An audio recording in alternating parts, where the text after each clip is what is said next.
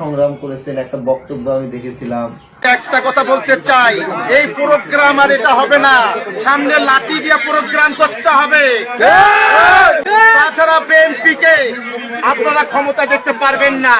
সামনে দেড় হাতে লাঠি নিয়ে আন্দোলন করতে হবে।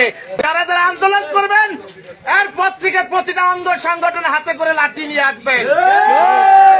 8 আগস্টের আগে আমি কয়েকটা আপনার ফুটেজ দেখলাম, অনেক সংগ্রাম করেছেন, একটা বক্তব্য আমি দেখেছিলাম, আমার খুব ভালো লাগছিল। ওই সময় আসলে রাজনৈতিক তো ওইভাবে আওয়ামী লীগ করতে দিত না, তার ভিতরে আপনারা করতেন। কিন্তু 5 আগস্টের পর এখন তো সবাই আমরা মোটামুটি স্বাধীনে ধরা যায়।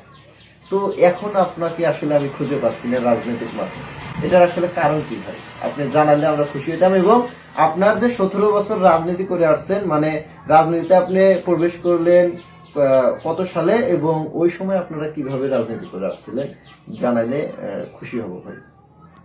আসলে নাইবুর, তোমাকে ধন্যবাদ, তোমার মিডিয়াকে ধন্যবাদ। আমি আসলে 5 আগস্টের আগের কথা যদি আমরা বলি তাহলে আমাদের চোখে পানি আসে।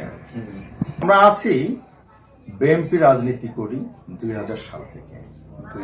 আমি এই বিএনপির জন্য অনেক নির্যাতিত হয়েছি। তুমি ফলো করবা, শুধু আমি নয়, আমার সাথে আমার যারা নেতা কর্মী আছে তারা অনেক নির্যাতিত হয়েছে। কেন পেছনে? এটার একটু ব্যতিক্রম আর কি। আমরা কেন পেছনে, এই জিনিসটা একটু ব্যতিক্রম। সেটা বিগত দিনে যখন আমরা রাজনীতি করেছি,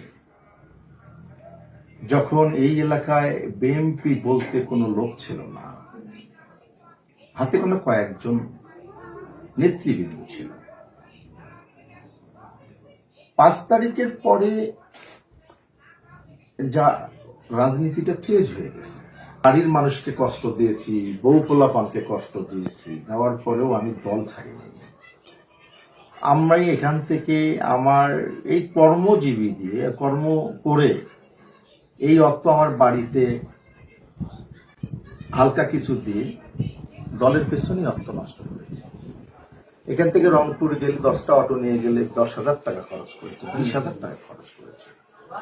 তখন আমাদের কাছে একটাই টার্গেট ছিল, ফেসিক সরকার হাসিনাকে আমরা এই দেশ থেকে তাড়াবো।